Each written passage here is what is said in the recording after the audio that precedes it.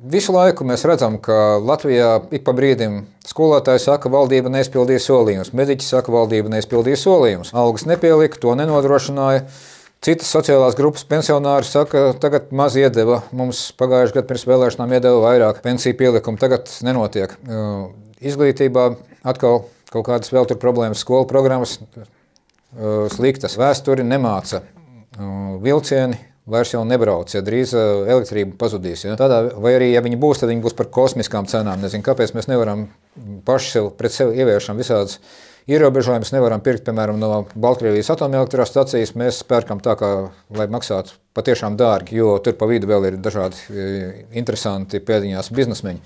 Tātad, ko mums darīt cilvēkam? Ko cilvēks var izdarīt? 9. gadā, 13. janvārī cilvēki izgāja Vecrīgā, sākās masu nekārtības. Uz to mēs neaicinām, bet šim masu nekārtībām bija viens demokrātijai labvēlīgs rezultāts, kuru mēs tagad varam izmantot likumīgi. Pēc šīm masu nekārtībām Latvijas tautai parādījās tiesības parakstīties elektroniski, parakstīties arī pašvaldībā fiziski un atlaist Saeimu. Un tāpēc katru reizi, kad šie deputāti ir kaut ko izdarījuši, piemēram, atcēluši pazemināto PVN pārtikai, pieaugusi dārzeņu cenas, pieauga, ja tātad vēl kaut kas notiek, nepilda to, nedara šito. Ja jūs viņiem rakstīsiet žēlabainas vēstules, ka kaut kādā mana balss, kur nav nekāda likumdošanas spēka, vai vienkārši rakstīsiet uz Saimu, piemēram, zemnieku vai kas, ka, nu, ziniet, pažēlojiet mūs tur tas slikti, un tas vēl jūs tur solījāt, bet neizdarījāt, lūdzu atcerieties to, tas viss nedarbojas, viņus tas neinteresē. Tur bija cilvēks, kurš, piemēram, pārgāja deputāti valdošās koalīcijas, pārgāja uz Rīgas domu un teica, ka Saeimā nevienu neinteresē tautu, viņus interesē viņu pašu kabatu, viņu pašu krēsls, viss. Un tāpēc vienīgais signāls, ko Saeima sapratīs,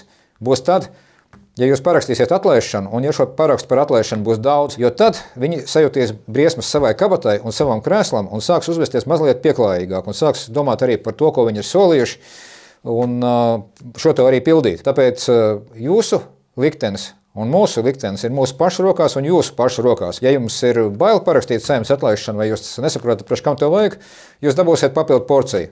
Visu to pašu no tiem pašiem deputātiem, kuriem no jums tad nebūs bail. Bet ja deputātiem būs bail no jums, no tautas un no mums kopā, tad mēs varam piespiest viņus strādāt tautas labā. Nevis tikai savas kabatas un savu krēslu labā, ko viņi dara tagad. Tāpēc dodieties lūdzu uz Latvija LV, parakstiet Saeimas atlaišanu, ir arī tāds portāls Atlaist LV, caur kuru jūs to varat izdarīt saīsināt.